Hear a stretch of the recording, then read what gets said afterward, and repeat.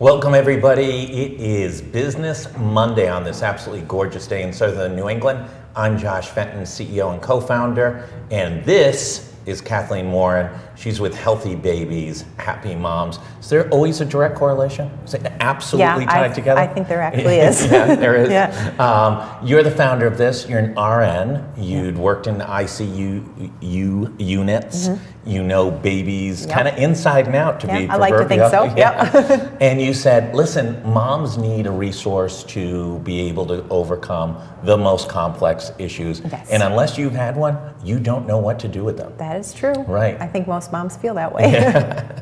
By the way, dads do as well. I know. Talk a little bit about it. Well, I moved here from Chicago 20 years ago. And when I moved here, I found out that services that were readily available in Chicago were not available here in Rhode Island. And so I started my company based on that and began seeing mothers in the home. I have kind of an advanced certification as a lactation consultant. And so I started seeing mothers in the home 20 years ago. And I started my business with the intention of having a full-time job when my youngest son got off to school. You have 4 sons. I have 4 sons. And you say they're wonderful sons. They are wonderful sons. Are all 4 wonderful? They are all 4 wonderful. Always? Yes, I say that with supreme confidence. They are wonderful. But at the time when we moved here, I only had 3. Okay. Then I had my 4th in 2002. And so it did work out perfectly that by the time he got to kindergarten, I had a full-time job. Great. And in 2010, I moved the business out of my house and into office space. How nerve-wracking was that as an entrepreneur? That it was like, this is real now, yeah, right? So it was very scary. I received a loan from the Economic Development Corporation to facilitate that and to also get a nursing agency license from the health department. And so I was very nervous to do it, but it was also very liberating because as great as it is to work at home, it is you never have a separation of work and home life. So I was those 4 boys, young boys, weren't always completely respectful of your time working? Honestly, it wasn't them. It was more that you just always felt like you had something to do when you had a moment. Like the work was always there. So since moving the business out of my house, I feel like I have much better separation of my work and family life, which is really nice. But it was nerve-wracking. It was a daunting task. And I got a moving truck and had those boys and a bunch of their buddies help me move. But we got it done. Great. Yeah. And now you have big staff. I do. We have about 10 people. Yeah. Yeah, there's 4 of us nurses and then support staff. And there's only 3 of us that are full-time. But it's a good group.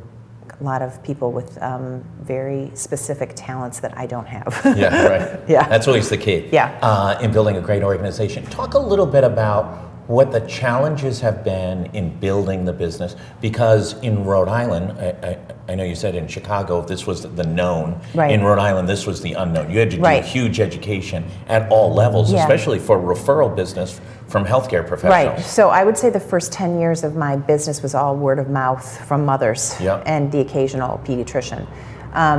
But what really helped my business was the Affordable Care Act. Yeah. And I knew that was going to be happening, which was part of the reason why I took the leap to move the business out of my house and get financing and everything.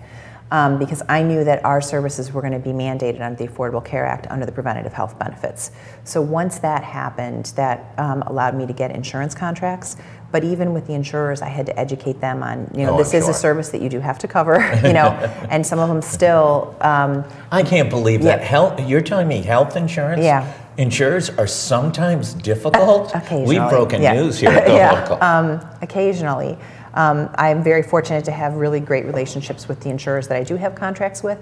But there's always the challenge of getting those contracts, and then once you get those contracts, getting paid, and getting paid in a timely fashion, and figuring out how to do that. So you're saying 180 days is not timely? No, 180 days is not timely.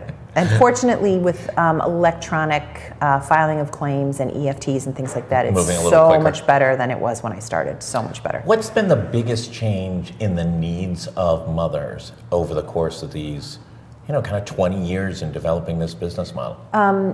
Well, I think there's 2. One is that most women have to work in some capacity out of the house or even in the house, and then they're challenged with caring for children while they're working in the house. So I think navigating that is very difficult, And many of those women want to continue breastfeeding and aren't sure how to do that. And so that's where we can be helpful. And then the other challenge, which I had a good one and it just completely escaped my mind. It's probably going to come back to me in 5 minutes. I know what it was. It's the internet, actually. It's the abundance of information that's out there. And they're overwhelmed. And they're completely overwhelmed. And they don't know what to believe. And most of the information that is put out there, I do believe is accurate, but it's usually accurate for a specific moment in time. Right. So, like, for example, a newborn, Right. that your baby should be put on their back to sleep, which is absolutely, positively what parents should do. Right. But your 9-month-old Right. is going to be able to roll over onto their stomach and sleep, and they might prefer that. Right. And that doesn't mean you have to go in there every time they roll over and wake them up and put them on their back. So I think for moms, there's just so much information out there, and trying to figure out what is accurate for their specific situation is difficult. And so I think that's where we're really helpful in being available to them throughout the time that they have their baby, so that they can contact us and find out, well, now things have changed, what do I do? What's been the biggest challenge of running the business as you've grown? You went from yourself in your home to 10 folks, the complexity of having contracts with major insurers, a lot more demand, obviously, as the volume has increased. I think just the biggest challenges for any business owner is trying to initially be everything. Be accounts receivable, accounts payable, the receptionist, the nurse that provides the care, all that stuff. And so, over the years I've been very fortunate. Somebody gave me good advice, find people that know more than you do. So I've hired somebody who has a master's in marketing. I have hired somebody who has an MBA. I have somebody who got a degree in healthcare administration. These are all things that I don't have expertise in. I certainly am far more qualified now in all of those areas than I ever was, but it's really only because of hiring these people and what they've taught me. That's great. What's been the biggest shocker that you just never anticipated? You had a business model, you did it in your home, and then you, over the years, all of us entrepreneurs learn these lessons of, oh my God, if I had only known. It's for me, it's always been the question that I don't ask. I will have all these questions that I want to get answered, and it's the one question that I didn't ask that is the one that matters. And that I will find out later when something doesn't work that's what I should have asked. Yeah, I think that's true for everybody. I don't know what I don't know. Your clientele are women, and what have you seen in their change? We were just talking about it the other day.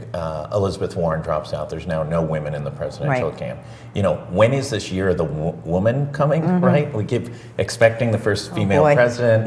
I think on CEOs, we did a story, I want to say 7 or 8 years ago, on who were the female CEOs in Rhode Island. There are less now than there were 7 or 8 years ago.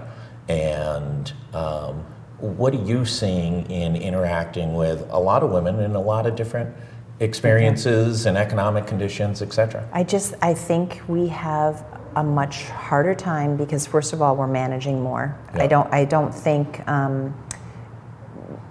despite advances in family relations, I would say I don't think it's 100% equitable yet, the work division. And I say that as a person whose husband makes dinner for her every night, so I'm spoiled rotten. But there are, I feel women have that much more on their plate, which makes it difficult to advance the business in the way that you want to. I think also funding is a huge issue for women trying to secure funding in Rhode Island and everywhere. As a small business owner, and you mostly have to rely on your own bootstrapping to get things done. And for entrepreneurs, whether they're male or women who might be watching this, what's your best advice? Definitely hire people that know things that you don't, and spend the money to do so. And then, especially for me, taking advantage of all the free services in Rhode Island. That come to mind are the 10,000 Small Businesses program. I did that 2 years ago, which was life-changing for me. I've also taken advantage of a lot of the PTAC at the EDC. They helped me secure a contract with the state of Montana, which I never would have been able to do without their help. And that was huge. And is that a virtual contract where you're providing So I'm online? providing breast pumps, actually, wow. for the entire Medicaid population in Montana. Wow. Yeah. Good for you. So, and they helped me get it, and I would have never been able to You do need that. the California contract. yeah. Montana's perfectly I know, nice. But I know. what, they got 1 million people or something? I know. I'm working on it. As my husband likes to say, there's 49 other states, Yeah, Kath. that's right. Get on it. In Puerto Rico, Right. D.C., Right. There's American Samoa. a lot of nice places Right. I could Could be ask going. Mike Bloomberg to help Right. you with American Samoa. He seems to know Yeah. everyone. I'm working on it. Right. I'm working on it. That's great. Yeah. And where do you want to go? I mean, you're in that. You beat all the early challenges, right? You're a real business. You've grown. You've Right. hired staff. You also have a nice situation and not, no one's recession-proof, but you're fairly recession-proof. I hope so. Yeah. I mean, people are going to keep having babies, right? I believe so. Yeah. Unless we hear otherwise. Right. And where do you take the company next? Is this a 100-person with offices around the country type of business? I don't know. I don't know 100 people, but I would like to have locations in other surrounding states, definitely. One area that I'm really hoping to grow is my infant phototherapy program, where we provide phototherapy for babies in the home instead of them being readmitted to the hospital. And I don't think a lot of physicians know about this service, especially the physicians that are caring for the neighborhood population, Right. and neighborhood covers this service. Yeah. So we're preventing delayed discharges, and we're preventing readmissions, which is huge from a financial standpoint. And are you having that discussion with Peter Marino and saying, hey, Peter, hook me up with Okay, other neighborhoods? so I'm embarrassed to say this. I don't know who Peter Marino He's is. the head of neighborhood He's health, the right? head of, okay. Yeah. I used to know who the neighborhood was, but I don't. And an all-around good guy. Yeah, and would want to hear about this. Okay, yeah. And we'll send him an email tomorrow Okay, with well, this interview. that would be fantastic. Because that's the way Rhode Island works. I don't know about Montana. I am hoping to meet with some pediatricians and family practice doctors in the Providence Community Health Centers because they provide the service to the neighborhood population. Right. And I think we could really save neighborhood a lot of money if they didn't have these babies going back to the hospital. Yeah, I bet. And it's great for the families because this was another service that I did in Chicago. And when I came here to Rhode Island and I was seeing families in the home, I was always scheduling my appointments with them around a return trip to the hospital. And I couldn't figure out why. And finally, 3 years in, I'm like, why does everybody have to go back to the hospital after they have their baby? And they said, oh, to get our blood drawn for phototherapy. And I said, oh my gosh, I could do that in 5 minutes in the house, And then I said, you have to go back to the hospital for it. And they said, yes. I said, we would do that at home. And so Mark Bevelandra at Blue Cross Blue Shield was very, very supportive. And he helped I bet, because it saves him a ton of money. And he helped me get a pilot program going with Blue Cross Blue Shield. I think that was in 2012, maybe. Yeah. So we started it with Blue Cross Blue Shield, and now Neighborhood covers it as well. That's so right. I just need to make sure all the doctors know that. How difficult is it to get to all those pediatricians and primary care physicians? It's really hard. Yeah. It's funny that you should ask because my marketing person is working on that right now.